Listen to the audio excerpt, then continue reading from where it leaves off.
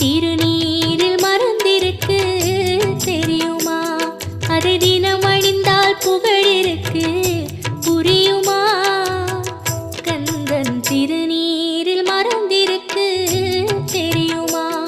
அதை தினம் அணிந்தால் புகழிருக்கு புரியுமா? கந்தன் திருநீரில் மறந்திருக்கு தெரியுமா?